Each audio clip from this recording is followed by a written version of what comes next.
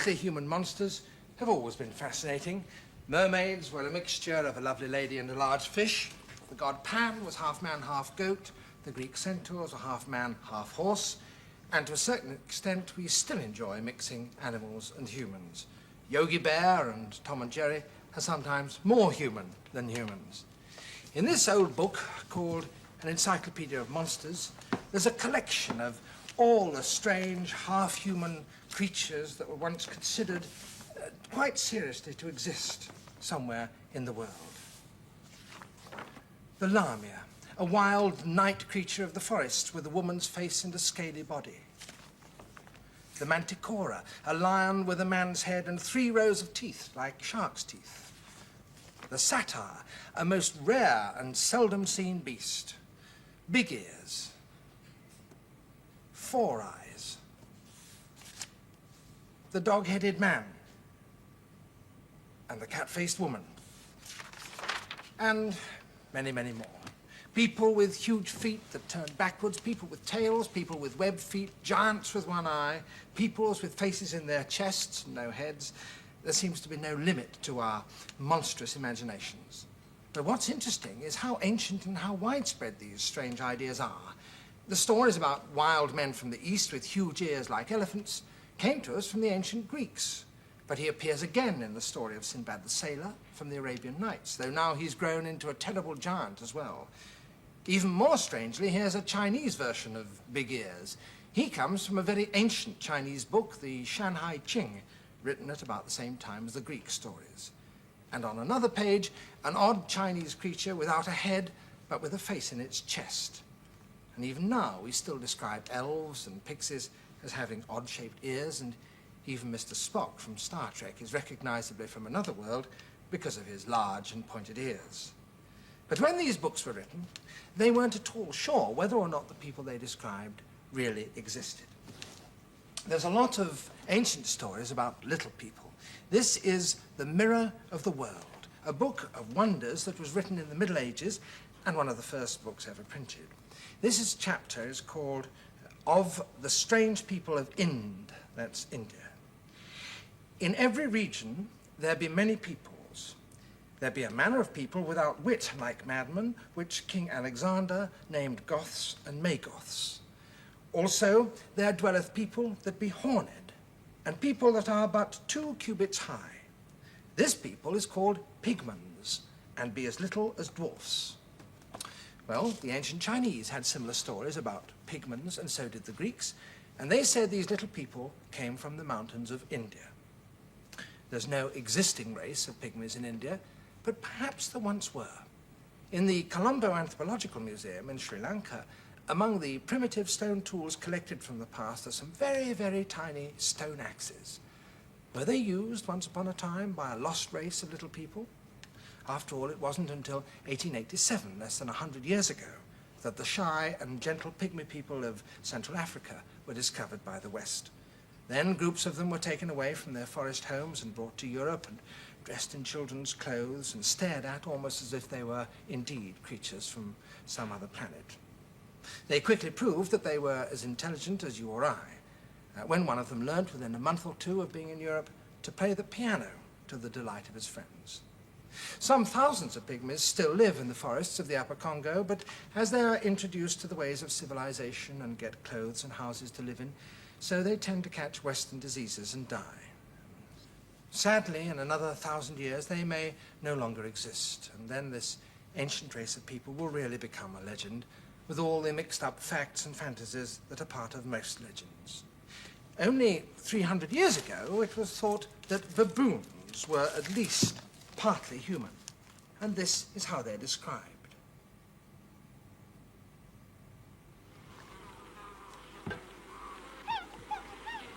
The west regions of Ethiopia have a great store of these baboons. Some are beasts without a head, but with eyes and mouth in their breasts. But it is the error of vulgar people to think that they are men.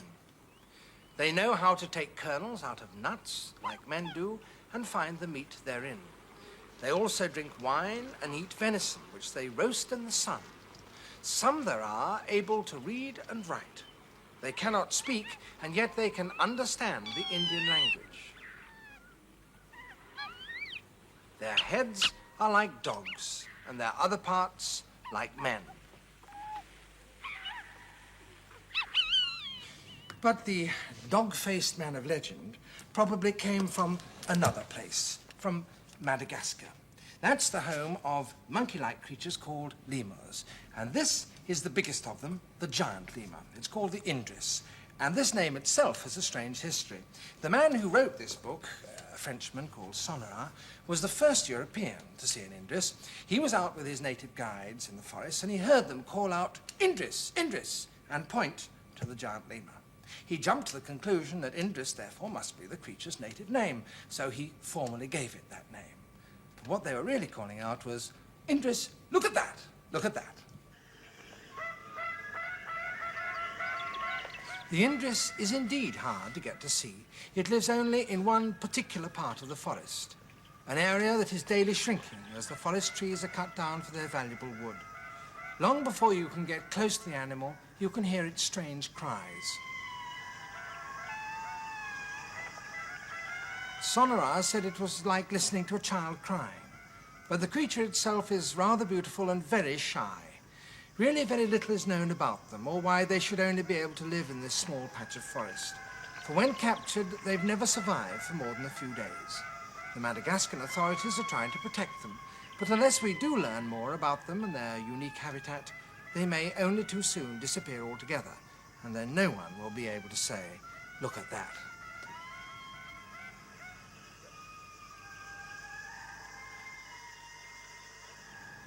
Mind you, some of the stories of the fairy tale monsters and giants of long ago have explanations that are actually quite ordinary. When Ulysses, the hero of ancient Greece, landed on the island of Sicily, he did battle with the Cyclops, a race of one-eyed giants who hid among the caves at the base of Mount Etna. Other stories of giants who lived in caves were told particularly in Italy and Sicily. Later, their bones were discovered and put on public display. Even the huge skull of a so-called genuine dragon was discovered and is still to be seen in the marketplace at Klagenfurt in Austria. Now we know that what they had really found were the bones of extinct animals, cave bears and mammoths and rhinoceros and prehistoric elephants. If you look at a mammoth or elephant skull from the front, it does look a bit like a giant human skull with a single eye socket, especially without its tusks. The socket is, in fact, the elephant's nasal cavity. But if you've never seen a real live elephant, it would be quite easy to invent for yourself a giant one-eyed person from its bones. Ulysses' Cyclops, perhaps. Another strange belief of past ages was that somewhere in the mysterious East was a race of people with huge feet. It was said they have but one foot, of which the sole is so right long and so broad that they cover them in the shadow therewith, when the sun cometh over direct on them. A very quaint idea. Or is it? The legend of a large hairy monster called Bigfoot still exists in America today. In fact, in America, it's become big business. You can buy Bigfoot T-shirts and Bigfoot ashtrays and cufflinks and all the other tourist mementos in the town of Willow Creek in California. The American Bigfoot is meant to be a giant hairy man that lives in the pine forests of the Rocky Mountains and has feet 16 inches long. The Bigfoot legends began, it seems, in Canada in 1811 with reports of an abode of apes in the Rocky Mountains. In 1924, a group of miners just over the border in the United States reported their camp was attacked in the middle of the night by hordes of apes, and the place is still called Ape Canyon. The same year, another miner described having seen a family of 4. He described them as being 7 to 8 feet tall and walking upright like humans. At the time, he didn't tell anyone about them, fearing, so he said, that no one would believe him. And it was another 30 years before his story came out. And by that time, reports of people in many parts of the Rocky Mountains finding trails of unknown animals with huge feet had become fairly common, and the hunt for Bigfoot was on in earnest. But only one person has ever seriously claimed to have seen the creature in recent years. He was Roger Patterson, and this is his story. In 1967, 20th of October, myself and Bob Gimlin were going into Northern California area. It's in the Humboldt County there. And this is about 40 miles back in the wilderness. The nearest little settlement is a town called Orleans. There's approximately 17,000 square miles in there that are unmapped. and it's a very primitive area, very rugged area. We had been in this area trying to find evidence of the giant creatures called Bigfoot or Sasquatch, and we had started to come around a bend. Was riding this little horse here. His name's Peanuts, and he shied and jumped backwards and reared up, and as he did, I tried to pull him down, and as I did so, I pulled too hard, and we both fell to the ground.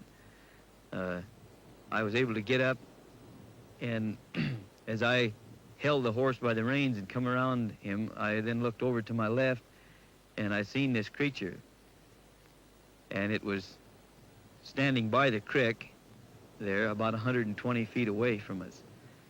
And then it started moving away from us, walked up the bank and turned around, looked at us again, and I was able to get into my saddlebags and get my camera out and start shooting pictures.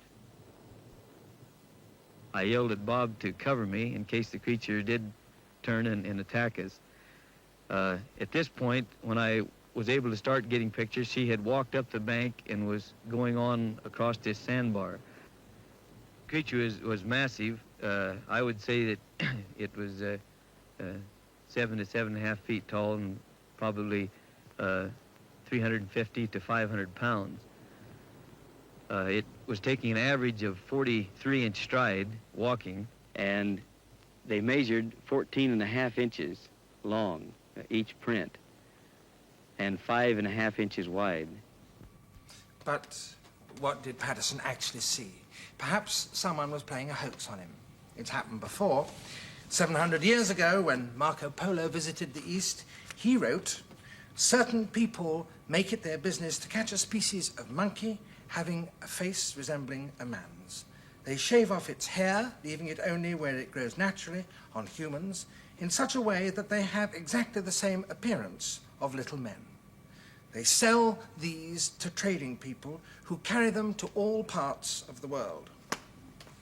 Well, while Bigfoot was leaving his tracks somewhere here in the Rocky Mountains, across on the other side of the world, somewhere here in the Himalayas, another uncertain animal left footprints which started exciting newspaper stories about the Himalayan Yeti, or abominable snowman. It was this photograph of a large footprint in the snow, a footprint 12 inches long, showing the marks of toes and a heel, that started the international Yeti hunt. The photograph was taken in 1951 by Eric Shipton, a very distinguished Everest climber, on his 6th expedition to the Himalayas. He was doing a reconnaissance with 2 other climbers when they came on a trail of footprints. They followed it for about a mile, taking photographs. Each print was large, and the length of the stride indicated a heavy animal walking on 2 feet. The photographs were sent back to London and caused a great stir, so much so that Shipton himself was flown home to tell his story to the Royal Geographical Society. Then, at once, everyone remembered old stories told by previous Himalayan explorers, stories of unexplained footprints, of unknown animals glimpsed among the rhododendrons, of strange cries heard at night, of local legend of the wild man of the snows. Sherpa Tenzing Norgay, who climbed Everest with Edmund Hillary, said that his father had seen one, and that Sherpas thought it was very unlucky to see a Yeti. But he took his young daughter to the monastery of Pangboche, where they were shown the skin of a Yeti, which I must say looks very like a bear skin, and the scalp of another. Hairs taken from this scalp prove it to be a man-made cap, but the hairs themselves aren't from a bear, but from a rare mountain goat. One of the monks said the Yeti is just a bogeyman that Tibetan mothers tell their children stories about. So for a few years, the abominable snowman story died down. Until, in 1970, Don Willans, who was leading an expedition to Annapurna, had a new story. We were just putting our packs down to make a camp for the night when there was a commotion at the back of me high on a ridge, and I saw the Sherpa look up, and he just said, "Yeti coming." Well, I whipped round, and just in time to see a sort of loping creature drop out of sight behind the ridge. Anyhow, the next night, No, I just had a feeling that if this creature was still around, it would show itself. And I watched for about 20 minutes, and I was just getting to the point where I was so cold I couldn't be bothered to watch anymore. And then I saw what was a dark patch in a shadow that had seemed to me to have moved. Suddenly, it bounded right out into the moonlight. It was almost as if it had realised that it was being watched, the feeling that I'd had for a long time. And anyway, it was funny. It went straight for some crags and disappeared into the shadow underneath the crags. And then I definitely got the impression it was an ape-like creature bounding along on all fours. And I felt that that was the last I'd ever see of it. There are no known large apes in that area, but there are monkeys, though not in the cold mountains above the tree line. There's this one, the rare golden and white Chinese snow monkey, which has been seen 13,000 feet up in the mountains of China. It was only discovered recently, so it's possible that there could be more monkeys that simply haven't been discovered yet. But monkeys are vegetarians and couldn't stray far from the trees of the lower slopes and survive. And as for them being fierce and frightening, well, that could be just part of the legends. Anyway, the search for the Yeti still goes on. A Japanese expedition is planning to spend 2 years looking for it with helicopters. Personally, I think there must be an animal there, and it's just not been explained.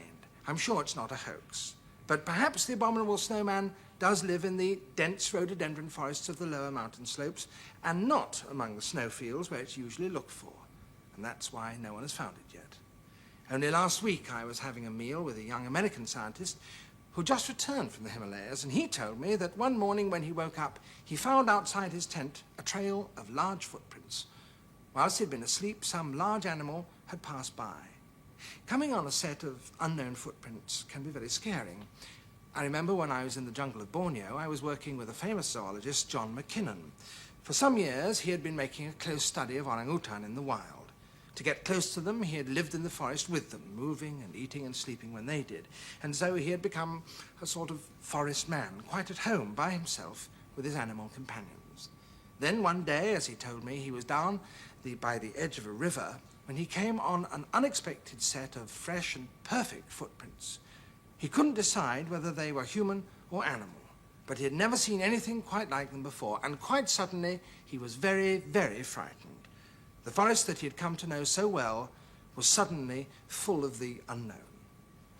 The unknown by itself just makes us frightened. Once we know all about animals, we usually realize that they're more scared of us than we are of them. When I was last in Borneo myself, there was a particular kind of monkey I very much wanted to see. I first started trying to observe and photograph these animals over 15 years ago.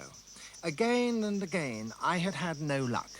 But now, for the first time, it seemed that I was going to get a really clear view.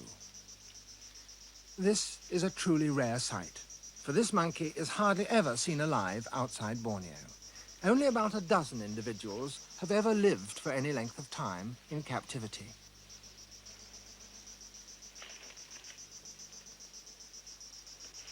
Part of the reason why it is so difficult to maintain is its diet.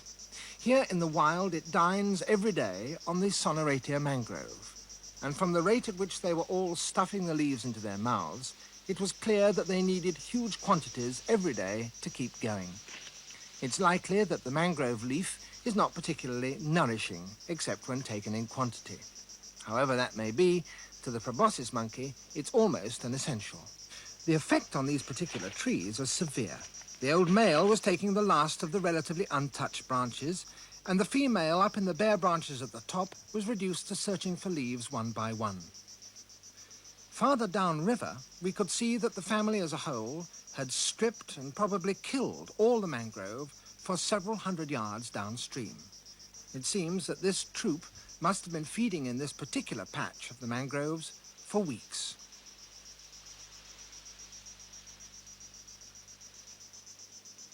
The female polished off the last of her leaves and moved away. But the male still had a little left, and it was he that fascinated me. Sometimes, I must confess, He seemed to me to be irresistibly comic. But then I remembered that the small, delicate-featured Malay people in these parts have a special word for the proboscis monkey. They call them orang Belanda, white men. But it's not always so easy to make a joke. For hundreds of years, explorers have come back from Africa with terrifying stories of hairy monsters, the wild black men of the Congo jungle. So fierce and so terrible were they that they were a legend to themselves, the gorillas.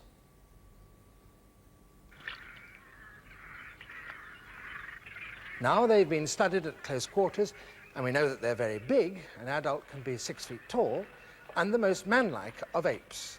But they're extraordinarily good at using their hands.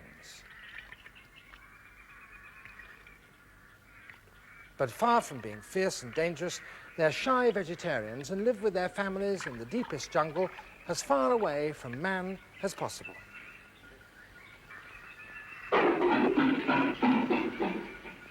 We are certainly more dangerous to them than they are to us. But to some extent, you know, we rather like to turn animals into monsters, to make them bigger and fiercer, and sometimes almost as clever as we are. We still write books and films and stories every bit as fantastic as the old fairy stories. Battle for the Planet of the Apes, Doctor Who and the Daleks, The Land That Time Forgot, The Lost World. And most famous of all monster films, the one I saw when I was a child about Kong, the giant gorilla, King Kong.